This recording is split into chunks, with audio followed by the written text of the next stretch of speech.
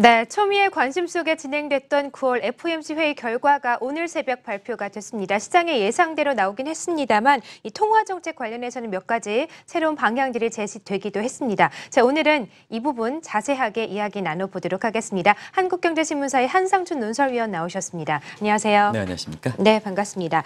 자, 이번 회의가 여러 가지로 주목이 되고 있는데요. 먼저 회의 결과부터 정리를 해주시죠. 상당히 주목됐던 건 사실이고 네. 또 시장의 그 회의 결과에 대해서도 반응이 엇갈렸던 건 사실인 것 같아요. 일단은 그 회의가 끝나고 나서 기자회견이 그 1시간 이상 지속됐던 게 근래에 보기 드물지 않냐 생각하는데요. 네.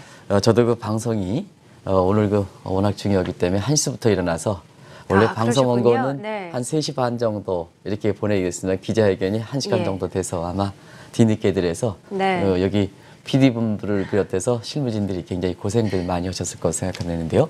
그만큼 이번 회의에서 회의 결과에 대해서는 시장의 반응이 좀 부정적이었습니다. 네. 근데 제닛 옐런이 기자회견을 통해서 그런 시장 움직임이 즉각 전해져서 그런지 사실 자산 매각에 대한 시장의 오해 이런 것을 기자회견을 통해서 시장 안정을 위해서 많이 조정되는 모습이 되거든요.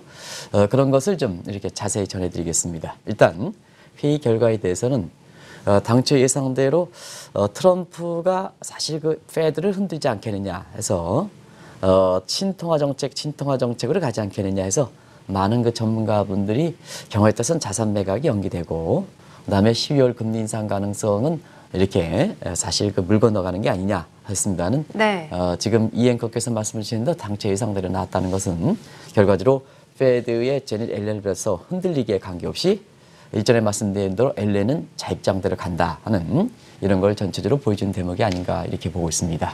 그래서 정책 금리는 이미 앞서 그 캐스터라 이렇게 앞에 그 최호상 그 실장이 나오셨는데 이분은 국제금융의 굉장히 전문가입니다. 그래서 시청자 여러분도 많이 그 이분의 견해를 좀 참조하시기 바랍니다. 근데 앞서 그 최 시장께서도 이제 전해주셨습니다는 정책 금리를 1에서 1.5% 밴드폭으로 운영하기 때문에 하단과 상단을 그대로 유지했죠. 그리고 결정 방식도 만장일치 방식. 상당히 의외했죠. 이것도 이제 의외했습니다. 왜냐하면 지금은 컨덤 레스라든가 뭔가 이런 사람들이 이 트럼프 인사가 좀 들어가 있는 상태이기 때문에 사실 그 오바마 정부 시절에 임명됐던 이러한 반 트럼프 인사와 친 트럼프 인사가 같이 있을 때 이 만장일치가 되겠느냐 하는 각도도 시장에서 또 하나의 관심이 됐었는데요. 이게 말장일치 방식으로 결정돼서 사실 페드와 제닛 옐런이 갈 길을 간다 하는 입장에서 그런 걸 반증해주는 대목이 아니었나 생각하고요. 경기 진단도 그 종전에 경기 회복세가 완만한 경기 회복세가 유지하느냐 이 문제가 좀 관심이 됐지 않습니까? 역시 이런 문제에 대해서는 나중에 그 페드의 그 경제 전망에 대해서 말씀드리겠습니다는 역시 제닛 옐런의 입장, 그 다음에 페드의 입장대로 완만한 경기 회복세 이런 것은 계속해서 유지되는 그래서 허리케인이라든가 이런 피해들이 이제 상당히 일시적인 문제이기 때문에 미국의 그 경기의 종전의 판단 기조에서는 흐트러지지 않는다 하는 입장을 밝혔고요. 그다음에 또 한 가지 물가 판단 유보죠. 이 판단인데요. 이 문제는 좀 제닛 옐런이 종전보다는 자신감이 떨어진 것 같습니다. 그럼에도 불구하고 종전에 지금의 물가가 목표치를 하향하는 것이 일시적 하락세다 하는 종전의 판단 기조는 그대로 유지했습니다. 여전히 무게를 두고 있지만 좀 더 지켜보겠다 해서 종전보다는 다소 좀 이게 퇴보된 느낌을 보이고 있다 이렇게 보겠습니다. 그리고 뭐니 해도 지금 그 방송을 진행하고 계시는 그 김 PD께서 이게 위에 자막으로 보라색으로 큰 글씨를 쓰고 있죠. 그래서 유동성 조절 정책, 이 자산 매각의 유동성 조절의 한 방식이거든요. 그래서 자산 매각의 본래 그건 수단이고 통화 정책에서는 정책금리, 기준금리를 변경시키는 정책과 함께 유동성 조절 정책이라는 게 있거든요. 그래서 양적완화 정책을 추진하는 것은 시중의 유동성을 공급하는 거고 자산 매각을 하는 것은 유동성을 환수하는 거다 이렇게 보겠습니다. 그래서 자산 매각을 너무 강조하다 보니까 중앙은행의 그 통화 정책 조절 수단에서 보면 이 본말이 전도된 것 같습니다. 자산 매각은 유동성 조절의 한 수단이다 이렇게 보겠습니다. 그래서 자산 매각으로 유동성을 환수하겠다는 내용이 이렇게 이번에 결정됐죠. 그래서 전체적으로 보면은 당초 예상보다 회의 결과에 대해서는 당초 예상보다 좀 강도가 있었다. 근데 이게 시장이 반응이 이렇게 크다 보니까 결국 기자회견을 통해서 종래 경기 안정, 금융시장 안정 이 기조에 대해서 이렇게 유지했다 보니까 시장의 마감으로 보면은 특별한 변화가 없는 것 같다 이렇게 얘기하실 겁니다. 네. 밤새 이렇게 이 모습을 지켜보지 않은 사람들 같은 경우는 장 마감에 인터넷 뉴스만 가지고 방송하면 미국 증시가 거의 변화가 없기 때문에 이번 회의도 그렇게 큰 영향이 없다. 네, 이런 쪽으로 그렇군요. 방송을 해설할 수가 있는데요. 네. 사실 앞서 이현께서 말씀하신 대로 새로운 변화 여기 있죠. 방송에서 보면 다우존스 지수 이렇게 41% 오르고 그렇죠. 네. 나스닥 지수가 5포인트 떨어지고 혼자세로 나왔죠. 네, 맞습니다. 그러나 일중 지금 김 PD께서 보여주신 것처럼 회의 결과가 발표됐던 시점에서는 다우존스가 많이 떨어졌었거든요. 네. 근데 기자회견을 통해서 시장을 안정시키는 앨런의 입장이 반영되다 보니까 장마팔에 올라온 거거든요. 그렇군요. 예. 네, 그래서 이런 모습을 좀 생생하게 지켜봐야 시청자들한테 마감 가지고 인터넷 뉴스 가지고 이렇게 얘기하면 시장을 잘못 읽는다. 우리 김 PD께서 이렇게 보여주셨습니다. 이런 것이 새로운 변화에 대해서 시장을 자꾸 조율해 가는 거거든요. 이게 그렇군요. 제니 네. 앨런이 갖고 있는 장점이다 이렇게 보겠습니다. 네. 자, 시장에도 영향을 미친 것 같습니다. 또 하나 좀 이번 회의에서 그 미국 경제에 대한 수정 전망도 나왔거든요. 어떻게 수정이 됐나요? 이번의 네. 경제 전망은 상당히 의미가 있습니다. 네. 왜냐하면 사실 10월 달에 미국 회계연도가 결정되지 않습니까? 시작되지 않습니까? 네. 그리고 10월 달에 IMF에서 세계경제 전망이 나오지 않습니까? 10월 달 IMF 전망은 다음 연도의 공식적인 IMF 견해다 이렇게 볼 때 있습니다. 그래서 9월 달 전망치 같은 경우는 새로운 회계연도에 사실 미국의 페드 입장에서 어떻게 보면 종합적인 분기별 전망치가 종합적인 것에 해당된다. 이렇게 보시면 되겠습니다. 그래서 다른 그 분기별 전망에 비해서 이번 전망이 굉장히 의미가 크다 이렇게 보겠습니다. 그렇군요. 예. 그래서 시청자분이 중요한 만큼 자막을 통해서 제가 이렇게 세 가지 지표에 대해서 같이 이렇게 공부를 하도록 하겠습니다. 일단은 허리케인에 대해서 많은 사람들이 영향을 했죠. 전문가들이 많이 얘기했습니다는 사실 이런 것은 경제 모델을 돌릴 때 경제 모델은 어디서 돌리냐 하면 페드 내 거시경제팀인 포브스라고 있습니다. 페드 플러스 US에서 포브스라고 거기서 이제 하는데요. 이런 데에서는 예전에도 설명 변수에 들어가느냐 아니면 설명 변수에 들어가지 않느냐 우리가 한국은행에서 모델 돌릴 때 이게 굉장히 중요하거든요. 근데 역시 제닛 앨런 입장에서는 허리케인이라든가 이런 영향은 일시적이다. 네. 페드의 경제 전망치에 영향을 고려 변수가 될 만큼 소위 설명 변수가 될 만큼 고려 변수가 될 만큼 그런 영향은 아니다 하는 입장이 분명히 밝혔습니다. 그래서 종전에 페드가 갖고 있는 성장 기조에 크게 흐트러지지 않는 모습이고 영향을 받는다면 일시적으로 해서 올해 그 3분기는 이제 이 허리케인이 집중적으로 발생했던 연도죠. 네. 그리고 다음 연도 정도, 다음 분기 정도, 4분기 정도 영향을 받지 않겠느냐. 4분기에는 허리케인의 복구를 할 때는 성장률을 끌어올린다는 얘기입니다. 그래서 허리케인의 부정적 영향이 4분기까지 영향을 주는 게 아니라 4분기 때는 영향을 주긴 하지만 복구적 측면에서 성장률을 끌어올린다는 얘기입니다. 그래서 이게 그 2분기 정도 영향을 주지는 하겠지만 그러나 전체적인 미국 경제의 큰 그림에 있어서는 영향을 주지 않겠다 하는 이런 입장을 기자회견을 통해서 분명히 밝혔습니다. 그래서 이 내용을 보면 미국 경제에 대해서 사실 올해 2.4%에서 2, 4분기 성장률이 상당히 좋게 나왔죠. 네. 3% 나왔기 때문에 예. 그걸 반영해서 2.4% 끌어올리는데 반해서 자 2018년 2.1% IMF와 똑같죠.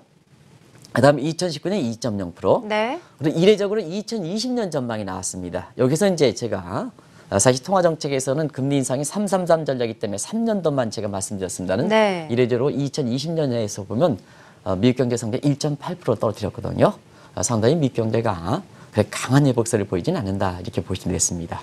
그리고 다음 페이지의 장막을 같이 보겠습니다. 물가가 그런데 역시 제닛 앨런 입장에서는 물가 목표치는 달성한다. 네. 이 노래는. 그래서 다만 시기가 내년이 아니라 2년 후 2019년에 그렇군요. 달성한다 이렇게 예. 보시면 되겠죠. 그래서 2017년에 1.5%, 2010년에 2.9%, 2019년에 2.0%에서 달성을 한다. 그래서 사실 물가의 그 하향 안정세, 필립스 곡선이 흐트러지는 문제 이런 문제에 대해서는 공식적으로 이렇게 많은 전문가들이 지적했던 식으로 인정을 하지 않았다 이렇게 보이겠습니다. 네. 결국은 지금의 물가 안정세는 분명히 이상한 기점을 하지만 그러나 통화정책 잣대를 삼고 있는 필립스 곡선 각선에 흐트러뜨릴 만큼 그렇게 크게 추세에서 벗어난 건 아니다 하는 입장을 이번에 밝혔다 하는 측면도 경기 전망에서 시청자는 향후에 미국의 통화 정책과 관련해서 굉장히 주목해서 바라볼 사항이다 이렇게 보겠습니다. 그리고 실업률 문제인데요. 요 실업률 문제 2017년은 4.3%, 네. 2018년엔 4.1%입니다. 예. 요 4.1%인데 이렇게 4.1% 조정되면 더 떨어지면 분명히 내년부터는 자연 실업률, 어제 말씀드렸던 자연 실업률이 페드가 갖고 있는 자연 실업 완전 공익 수치가 4.8에서 5.1%인데요. 네. 요 4.8%를 확실히 내릴 것 같습니다. 네. 다시 수정해서 내릴 것 같습니다. 그래서 실업률이 이렇게 떨어진다는 것은 결국 완전 고용 수준의 자연 실업률 다시 한번 말씀드리면 노동시장에 들어오는 신규 인력과 나가는 시장이 같은 시점에 실업률이다 이렇게 보겠습니다. 그런 측면에서 이 실업률은 완전 고용 수준 떨어뜨리지 않겠느냐 이런 것을 간접적으로 이번에 경기 전망에서 시사했던 것도 네. 향후에 관련해서 주목해서 바라볼 사항이다 하는 것을 말씀드리겠습니다. 네. 자, 이번 회의 결과에 대해서 시장의 반응도 궁금합니다. 아까 잠깐 언급을 해주시기도 했지만 자산 매각이 9년 만에 처음으로 이루어지는 것이기 때문에 좀 시장의 반응도 중요할 것 같거든요. 어떤가요? 네, 시장의 반응은 시간을 갖고 영향을 미친다 이렇게 볼 때 있습니다. 네. 9년 만에 이렇게 유동성 이렇게 공급에서 2014년 10월 달에 양적으로 종료시켰기 때문에 시중의 유동성은 그대로 유지했죠. 그래서 시중의 유동성은 유지했는데요. 사실 통화량은 좀 증가했습니다. 왜냐하면 시중의 유동성은 그대로 2014년 10월 달에 했다 하더라도 미국 경제에서 보면 통화 승수가 우리와 달리 통화 승수라든가 통화 유통 속도가 자주 좀 빨라지는 모습이거든요. 그러면 정부에서 공급한, 중앙에서 공급한 시중의 유동성이 스탑하더라도 돈이 잘 돌아간다는 얘기입니다. 돈이 잘 들어가면 그만큼 그 시중에 이렇게 돈이 잘 돌기 때문에 네. 결과적으로 보면 실질적으로 보면 이것을 유동성 공급을 증대시키는 효과가 있었거든요. 네. 그런 측면에서 지금까지 이렇게 왔는데요. 이번을 계기로 해서 사실 처음으로 자산 매각을 통해서 돈을 환수하는 조치에 들어가다 보니까 시장의 반응은 9년 말에 대전환이니까 시장에 미치는 영향은 시간을 갖고 지켜봐야 된다. 오늘 하루 당장 나타나는 모습 가지고 이렇게 평가를 하면 안 된다 하는 걸 그렇군요. 말씀드리겠습니다. 네. 그런 각도에서 사실 장기적 문제인데요. 장기적 문제라면 증시의 반응보다도 채권 시장 금리, 그다음에 달러 가치, 금값 문제 이것이 사실 자산 매각의 영향을 더 많이 받는다 하는 것을 말씀드리겠습니다. 그런 각도에서 3대 지수를 보면 전혀 영향을 받지 않는 걸로 나오죠. 아까 이제 말씀드렸다시피. 네. 근데 3대 지수도 FOMC 회의 결과가 딱 발표했을 때, 3시 번에 발표했을 때는 시장이 굉장히 안 좋았습니다. 그렇군요. 근데 예. 사실 그 시장이 안 좋다 보니까 이 자산 매각에 대해서 시장이 안 좋고 금리 시장이 돌아가면 다시 재매입하는 방식으로 퇴조하는 방식으로 가겠다 하는 입장을 그 기자회견에서 밝혔기 때문에 자산 매각이 강도 있게 가지만 시장이 무너질 때는 예를 들어서 무너질 때는 다시 양적완화 정책 통해서 다시 유동성을 공급하겠다는 입장을 기자회견에 밝혔기 때문에 3대 지수 중에서 다우지수를 중심으로 해서 장마판에 올라가서 나스닥 지수도 많이 떨어졌었거든요. 네. 오늘 그 애플이 사실상 결함 상태가 나오기 때문에 애플 주식이 많이 맞습니다. 떨어졌습니다. 많이 그죠? 하락했죠. 많이 네. 하락했습니다. 예. 근데 그 제닛 앨런이 기자회견을 통해서 안정 조치가 되다 보니까 네. 이게 막판에 이렇게 나스닥 지수 이렇게 올라갔다 이렇게 볼 때 있습니다. 예. 그래서 시장 모습만 보고 증시 모습만 보고 얘기하면 안 된다 이렇게 볼 때 있습니다. 그래서 중장기적으로 시간을 갖고 있을 때 그래도 이 자산 매각에 대해서 직접적으로 영향을 미치는 것이 채권 금리인데요. 자산 매각 발표에 채권 금리가 많이 올라갔거든요. 이런 모습을 좀 지켜보시기 바랍니다. 자연스럽게 우리가 정책 금리보다 시장 금리가 달러 가치에 굉장히 영향을 미친다 이렇게 보시면 되겠는데요. 시간을 갖고 지켜볼 필요가 있습니다는 달러 가치도 오늘 사실은 달러는요 하락 요인이 많았습니다. 이 베네수엘라라든가 이란이라든가 이라크가 앞으로 이 국제 유가 결제할 때 원유 결제할 때 달러를 안 사용하겠다. 네. 그러면 달러를 사용하지 않겠다면 달러 수요가 하락돼서 그러겠죠? 달러 가치가 많이 떨어져야 예, 되는데요. 네. 오늘 달러 가치가 올랐습니다. 그래서 많은 분들이 이렇게 자산 매각하더라도 원달러 환율이 1,100원이 붕괴돼서 3분기에 본격적으로 하락돼서 1,050원까지 갈 것이다 하는 일부 증권사의 전망과 달리 지금은 원달러 환율이 1,130원 내에서 오히려 거꾸로 올라가는 수준이었었고요. 이런 상태에서 오늘 달러 인덱스가 이렇게 올라간 모습을 이렇게 보이거든요. 그런 측면에서 이 자산 매각이라는 것은 정책금리와 정책금리 인상과 달리 시장금리, 시장 10년 국채 금리를 반드시 올리기 때문에 이런 부분에 대해서도 한번 주목해서 보실 필요가 있다 이렇게 보겠습니다. 그리고 국제유가가 북핵 문제에 따라서 오늘 이 앵커께서도 이게 금목걸이를 좀 해오셨는데요. 사실 북핵 문제에 따라서 국제 금값이 온스당 $1,350까지 이렇게 올라갔지 않습니까? 네. 그래서 많은 매스컴이라든가 전문가들이 금 사세요, 금 사세요, 금은 네, 슈퍼사이클 맞아요. 옵니다 하는데요. 예. 사실 금은 있잖아요. 이런 얘기를 했거든요. 제가 시청자분을 위해서 이 앵커께 금목걸이를 좀 해왔다 이렇게 생각하시고 시청자분 이렇게 이경원 앵커는 재테크에 아주 밟으신 분입니다. 그래서 이런 거에 대해서 오해를 좀 하지 마시기라는데요. 제가 강의할 때는 이 금은 장기적 투자이기 때문에 사실 그 추세적으로 보면 금값은 떨어집니다. 이런 말씀을 드리면서 제가 강의하고 학생 강의할 때 이런 얘기를 하거든요. 네.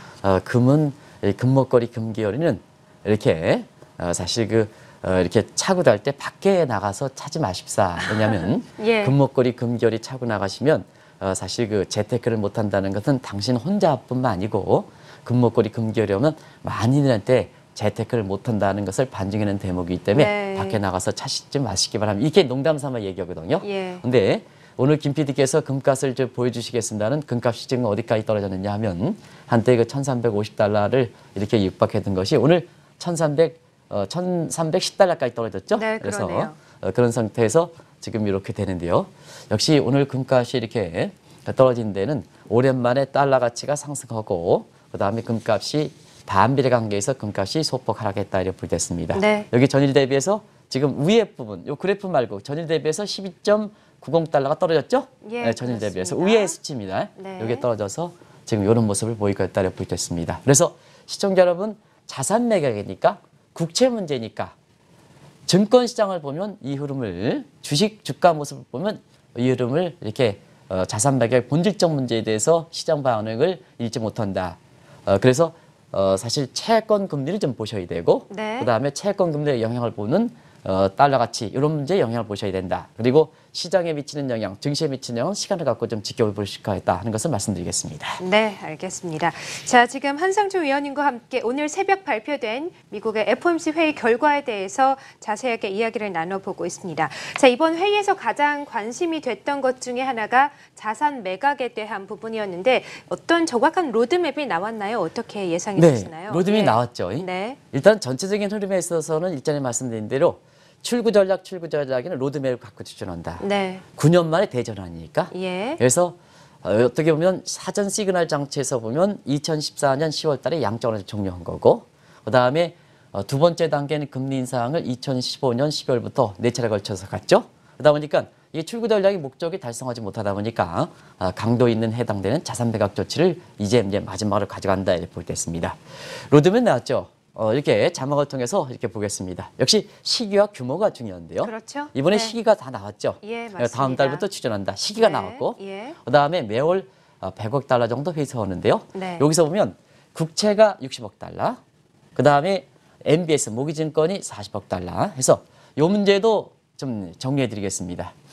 많은 사람이 페드의 보유 자산이 2,200억 달러 4조 2천억 달러를 이렇게 얘기한 시각이 있습니다는 요번에 제닛 옐런 입장에서는 공식적으로 네. 4조 5천억 달러가 보유 자산이다 해서 그렇군요. 예. 4조 2천억의 인터넷에 잘못된 뉴스 가지고 이렇게 방송을 전해주는 사람들이 있었습니다는 그것도 어제 이틀 전인가 정리되었죠. 분명히 페드가 갖고 있는 보유 자산이 국채라든가 MBS고 또 다른 자산들이 있는데요. 전체적으로 보면은 자산 매각이 대상되는 부분은 4조 5천억이 공식적으로 페드 입장에서 결정됐다. 이것도 오늘 주목해서 보실 필요가 있다는 걸 말씀드리겠습니다. 그리고 향후의 로드맵은 앞으로 방향성이죠. 많은 매스컴에서는 10월부터 100억 달러를 하는데요. 이게 100억 달러를 계속해서 가져가는 게 아니고 3개월마다 상향 조정하겠다. 네. 물론 경제 지표를 보면. 예. 그래서 지금의 10월부터 100억 달러는 올해 12월 말까지 유지되는 겁니다. 네. 이게 계속해서 가져가는 게 그렇군요. 아니라. 네. 그리고 이제 12월 연준 회의에서는 내년 1월부터 3월까지 회의가 지금 특별한 요인은 이미 밝혀졌기 때문에 올해 12월 달 회의에서 결정되겠습니다는 경제 지표를 보고 일단은 경제 지표에 특별히 문제가 없으면 내년 1월 달에는 매월 회수 규모가 200억 달러를 올라간다 이렇게 보겠습니다. 그래서 매 분기마다 상향 조정하는데요. 최대 500억 달러까지 매월 500억 달러까지 상향 조정하겠다. 이 로드맵이 나온 거죠. 로드맵이. 무슨 뜻인지 아시겠죠? 네. 그래서 물론 이제 이렇게 로드맵이 했다 하더라도 기자회견을 통해서 제닛 옐런 입장에서는 경제 지표 보고 경제 지표를 또 조정하겠다 이렇게 보시면 되겠습니다. 일단 시장에 예상 가능하도록 로드맵은 나왔습니다. 그리고 경제 지표를 본다 하는 것은 데이터 디펜던트 방식, 경제 지표제 방식이고 지금은 준축의 방식이 아니라 재량적 정책, 제한적 저량 정책이기 때문에 경제 상황에 따라서 그때그때 조정하는 방식이기 때문에 기자회견을 통해서 경제 상황에 따라서 이런 로드맵을 가지고 가지만 시장이 버티지 못한다 하면 사실상 뭐냐, 요걸 이것을 조정하고 하향 조정하고 경우에 따라서는 뭐 시장이 붕괴될 때는 다시 양적완화 정책 추진하겠다 하는 입장을 밝혔다 이렇게 보겠습니다. 그래서 전체적으로 보면 당초에는 이것이 뭐 첫 축에는 한 50억 달러가 되지 않겠느냐 이렇게 보았습니다는 네. 한 100억 달러 되기 때문에 그러네요. 예. 일단은 기자회견에 안정 조치가 없었다면 재투자가 이제 요게 재투자를 시사했다는 것은 뭐냐면 지금 재투자를 안 하겠다는 얘기인데 재투자 시사했다는 것은 뭐냐, 금융시장이 의외로 크게 반응할 때는 재투자를 시사해서 그래서 기자회견에서 요 얘기 나왔기 때문에 다우지수가 3대 지수가 다시 회복된 거거든요. 네. 전체적으로 보면 일단 로드맵은 당초 예상보다 좀 강도가 있었다 이렇게 보시면 되겠습니다. 네. 자, 또 자산 매각과 함께 관심이 됐던 것 중에 하나가 바로 금리 인상 문제거든요. 금리 인상도 좀 예상대로 나왔죠. 네, 예. 이 금리 인상 문제에 대해서 많은 분들이 증시가 그냥 우호적으로 얘기할 때는 네. 자산 매각 가면 금리 인상 문제는 내년으로 넘어간다. 12월 달에 금리 인상 가능성이 없습니다. 이렇게 말씀하신 분이 있습니다는 금리 인상과 자산 매각은 별도의 관계다. 그래서 시청자 여러분께 그 페드의 그 금리 인상의 계획에 대해서는 333 전략이라고 제가 말씀드렸습니다. 그래서 앞으로 3년 동안 매월 3번에 걸쳐서 매년 3번에 걸쳐서 중립금리 3% 가져가겠다는 것이 페드의 로드맵이거든요. 그래서 이번에 자산 매각 조치가 나왔긴 했지만 사실 이렇게 금리 인상 문제에 대해서는 종전의 방침대로 그대로 나왔다 이렇게 볼 때 있습니다. 그러다 보니까 자연스럽게 12월 달에 금리 인상 문제에 관심이 됐었죠. 네, 그렇습니다. 그런 상태에서 예. 12월 달에 금리 인상 문제는 그대로 가져가겠다는 네. 이런 입장이 나오기 때문에 회의 결과에 대해서 자산 매각도 하고 금리 인상은 노름에대로 간다. 이렇게 하다 보니까 회의 결과가 딱 났을 때 증시가 비교적 크게 반응했다. 어떤 쪽으로? 하락적으로 많이 반응했다. 이렇게 보겠습니다. 네. 그래서 금리 인상 문제에 대해서는 많은 전문가의 시각과 달리 종전의 페드의 입장대로 그대로 가져가는 전략이다. 요건 누차에서 말씀드렸기 때문에 제가 생략도 하도록하겠습니다. 그래서 자산 매각으로 가면 금리 인상 문제는 그대로 가져가는 겁니다. 네. 왜냐하면 우리가 보면 사실 그렇지 않습니까? 시장의 관심이 자산 매각 강도 있는 조치를 갔기 때문에 우리가 아침부터 우스개 표현을 씁니다는 사실 그 연회할 때 입맞춤 단계를 갔는데 손을 잡는 단계는 금리 인상이고 입맞춤 하는 단계는 자산 매각이거든요. 네, 그렇군요. 입맞춤 하는 단계를 예. 가면 금리 인상 문제는 그렇게 뭐냐, 입맞춤 할 때 손을 잡는 때는 아무래도 옛날보다는 감흥이 적은 거거든요. 네. 저항이 크기 때문에 시장에 미치는 영향이 그렇게 크지 않기 때문에 네. 그냥 그 순서대로 가는 겁니다. 그런 것이 오늘 밝혀졌다 이렇게 보겠습니다. 네. 자, 사실 이번 회의 직전에 가장 논쟁이 심했던 이유 중에 하나가 바로 경기 문제입니다. 자, 이번 회의에서는 경기에 대해서는 어떤 반응이 좀 나왔나요? 네, 전망은 얘기됐고 네. 그다음에 종전의 입장대로 완만한 회복 기조는 네, 유지됐지만 완만한 회복 기조. 예. 사실 시장에서는 이게 공감대가 그렇게 크게 형성되지 않는 맞습니다. 것이 그 회의 이후에 미국의 학계 반응이다 이렇게 됐습니다. 왜냐하면 실질적으로 보면 지금 3분기 성장률에 대해서 굉장히 낮게 나오거든요. 지금 제니 렐렘 입장이라든가 페드 입장에서는 종전의 경기 회복 기조를 그대로 위했지만 실제 3분기에 이렇게 전망치 나오는 거 보면 상당히 낮게 나온다는 얘기입니다. 그걸 볼게요. 많은 기간이 나오지만 사실 뭐냐, 애틀란타의 GDP 나오는 이게 신뢰성이 상당히 높은 기간이거든요. 그런데요, 한때 4.0까지 봤다가 이게 2.2%, 이틀 전에도 말씀드렸죠? 네. 반토막 되는 겁니다. 맞습니다. 예. 뉴욕 연준도 GDP 나오게 해서도 2.2에서 1.2%로 떨어지거든요. 그런 측면에서 보면 자, 이걸 어떻게 볼 것이냐. 2.2%, 1.1%인데요. 근데 이걸 받쳐주기 위해서 통화정책은 긴축으로 가더라도 트럼프노믹스가 받쳐줄 것이냐. 근데 트럼프노믹스는 아직 통과하지 못하고 있다. 앞으로 통과할 가능성도 그렇게 적다 하는 입장에서 보면 자, 경기는 이렇게 2.2%, 1.2% 떨어지는데 이 경기 회복 수단에 통화정책 이외에 다른 측면에서 이것을 보완해 줄 수 있는 수단이 없다는 얘기거든요.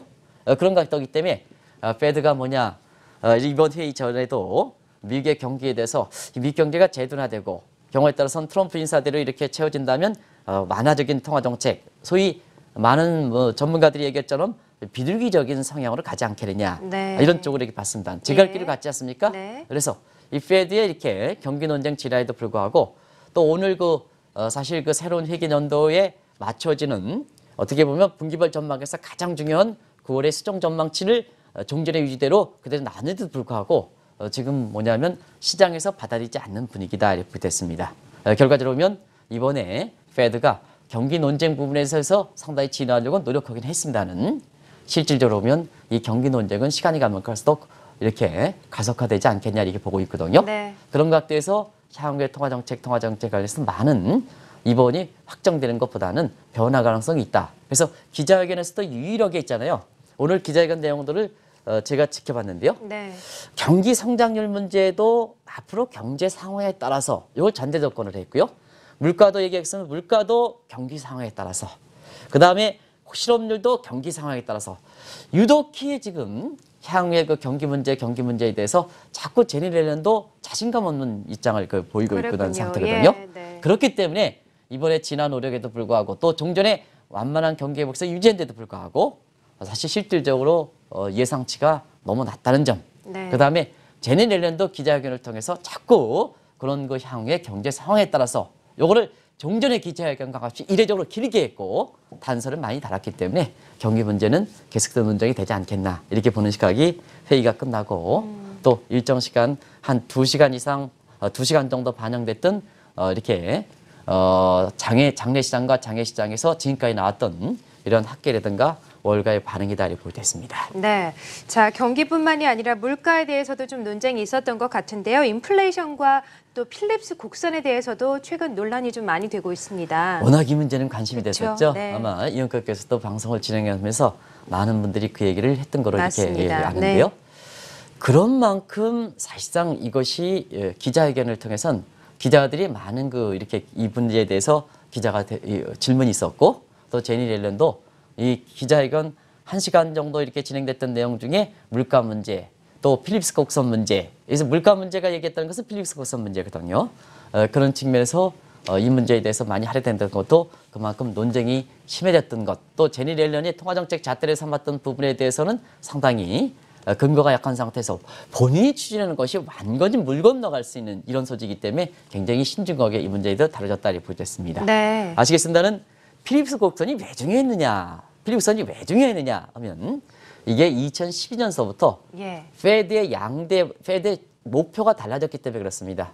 페드는 1913년 이렇게 설립해서 물가 안정이 본래 하나의 목표였었거든요. 네, 그렇군요. 목표. 예. 근데 이것이 100년 역사상 가장 큰 변화라고 얘기했던 것이 중앙은행 목표, 페드의 목표가 2012년 12월부터 변했거든요. 어떻게? 물가 안정과 고용 창출. 그러면 물가 안정의 모습에서는 PCE 물가 상승률, 고용 창출, 실업률 부분이거든요. 요거를 딱 잘 얘기했던 게 1958년 영국의 경제학자 필립스가 얘기했던 필립스 곡선 문제거든요. 네. 그래서 물가가 떨어지면 실업률이 올라가지 않느냐. 거꾸로 실업률이 떨어지면 물가가 올라가지 않느냐. 요 역관계거든요. 네. 요게 양대 목표가 물가 안정과 고용 창출, 그거 딱 들어맞으니까 그거를 통화정책의 잣대를 삼았다 이렇게 보여졌습니다. 근데 지금까지 보면 실업률 많이 떨어졌죠. 네. 미국 실업률 참 많이 떨어졌습니다. 금리 이 직후에는 미국의 실업률 이 앵커 기억나십니까? 얼마까지 올라갔는지 아십니까? 얼마인가요? 2자릿대까지 올라갔습니다. 예. 10% 이상까지. 네. 근데 지금 시청자 여러분 4.4%, 8월 4.4%, 최근세 많이 4.4%인데요. 예. 이게 뭐냐면 미국 경제 성장이 그렇게 회복되지 못한데도 불구하고 4.4%까지 떨어졌다는 것은 이게 실업률이 단순히 경기를 반영한 거냐 아니면 오바마 정부가 일자리 창출을 위해서 인위적으로 실업률을 개선시킨 거냐 이거 또 다른 문제거든요.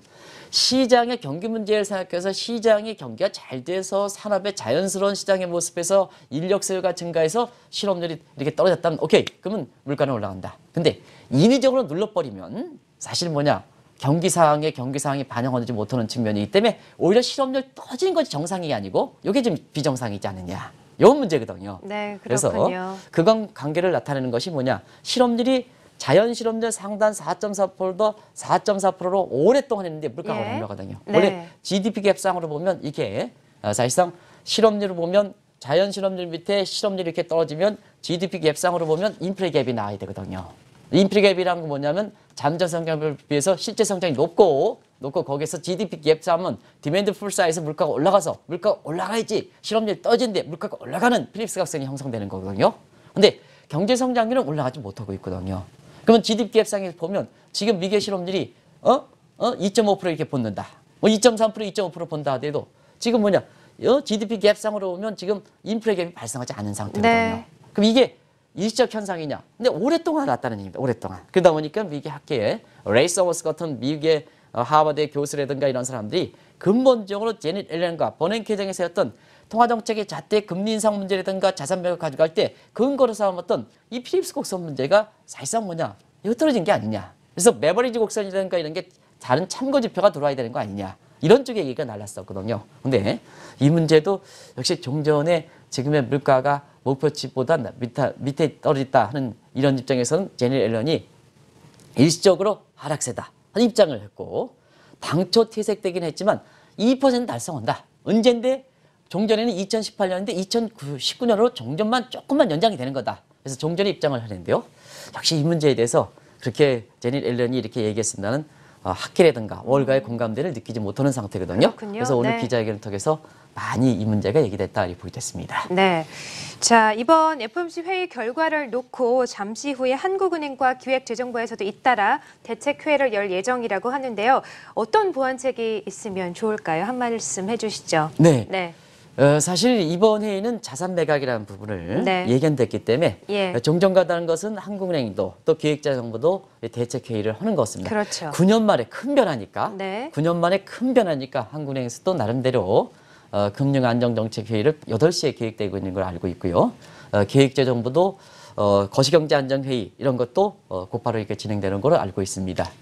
그런 만큼 자 우리나라도 물론 2008년 우리가 금융위기 당사국은 아닙니다는 금융위기 당사국보다 우리가 더 큰 충격을 미쳤지 않습니까? 왜냐하면 미국에서 금융위기가 발생했지만 다우존스 지수가 45% 떨어진 데만 해서 한국은 65% 떨어졌거든요. 맞습니다. 네. 마진콜의 딜레버리 때문에 많은 금융사들이 미국의 위기가 발생했을 때 미국 자산 팔아라. 한국은 괜찮다 하는데요. 한국에 그래서 주식을 사려 했는데요. 주식을 산 게 오히려 미국의 위기국에서는 45% 떨어지고 한국은 65% 떨어지고 중국은 75% 떨어진 과정에서 오히려 금융위기 충격이 우리가 더 영향을 미친 거거든요. 네. 그래서 금융위 발생국이 9년 만에 대전환되니까 어찌됐든 시장의 반응과 관계없이 우리 통화정책이라든가 그다음에 경제 운영 전략에 있어서는 이게 맞게끔 이렇게 대책회의를 가져가는 현 정부의 한국은행 모습, 기획재정 모습은 아주 바람직하다 이렇게 보겠습니다. 네. 그래서 일단은 9년 만에 중앙은행 입장에서 대전환이고 또 금융위기 당시에 미국보다 더 큰 피해를 미쳤던 우리 입장에서는 이런 대전환이 오니까 우리도 근본적으로 이렇게 재정할 필요가 있지 않냐 생각합니다. 그런 각도에서 한 가지 말씀드리면 가덕이 때는 정책 부서 간에 이렇게 서로 의견이 일치되지 않는 모습을 보이면 사실 우리가 안 충격받을 것도 충격받습니다. 그래서 지금부터 이렇게 대책회의를 할 때 사실 오늘은 저는 개인적으로 그렇거든요. 이런 거 있잖아요. 대책할 때 한국은행 내부, 그다음 기획재정부 이렇게 해서 결도를 해서 나중에 통합돼서 하는 회의가 있을 거로 이렇게 봅니다는 네. 아직까지 별도로 하는 것보다는 재정 파트의 기획재정부, 통화정책의 한국은행 같이 이렇게 좀 일괄되게 같이 한번 대책 발의를 하면 지금 이렇게 발빠르게 대책회의를 하는 것은 좋은 모습입니다는 종전에 네. 볼 수 없는 박근혜 정부에 그렇죠. 볼 수 없는 좋은 모습입니다는 만약에 부처 간에 합심해서 대책회의를 했다면 더 좋은 모습이 아닌가 하는 생각이 네, 드는데요. 그러네요. 왜냐하면 지금 부처 간에 서로 엇갈려 있는 문제가 금리 인상 문제입니다. 네. 금리 인상 문제이기 때문에 이렇게 이런 문제에서 부채 이기주의 또 내가 이렇게 얘기하기 때문에 고집 부리는 것보다는 이렇게 세계 중앙은행 입장에서 9년 만에 대전하니까 우리 것처럼 뭐냐면 북핵 문제라든가 이런 문제 주변국에서 가장 큰 피해를 미치는 사드 배치라든가 뭔가에서 그렇게 가장 큰 영향을 미치는 이런 측에 우리 입장에서 보면 중간자 입장에서 대중앙은행에서 전환했을 때는 이렇게 우리도 큰 변화가 올 수가 있는 부분이거든요. 이럴 때는 합심해서 이런 문제에 대해서 금리 인상 문제라든가 뭔가 이런 문제에 대해서는 절대 개인의 입장이 내가 얘기했기 때문에 내가 이렇게 된다. 내가 이렇게 고집해야 된다 하는 이런 측면보다는 대승적 찬에서 정말로 문재인 정부 내지는 한국은행 기획재정부 경기 파트가 뭐냐. 당신이 얘기한 것을 맞느냐. 맞춰가야 되느냐 이런 것보다는 국민들의 경제생활이 중요하다. 그래서 국민들의 경제생활을 안정시키는 초점 맞춰서 당신 위주보다는 정책 당국자보다는 국민들이 지금 무엇을 생각할까 하는 측면에서 대전환 시대의 국민들의 경제 생활을 아점을 맞춰주는 이런 정책 조율이 좀 나아졌으면 하는 바람이다. 그중에 금리 인상 문제에 대해서 너무 인상하다 안 된다 이런 논란이 됐으니까 이런 문제에 대해서는 이렇게 대전환이 나올 시점에 이걸 정리해 줄 필요가 있다 하는 것을 꼭 좀 말씀드리겠습니다. 네, 알겠습니다. 자, FOMC 회의 관련해서 우리 경제에 대한 조언까지 해주셨습니다. 자, 지금까지 한국경제신문사의 한상춘 논설위원이었습니다. 감사합니다. 네, 고맙습니다.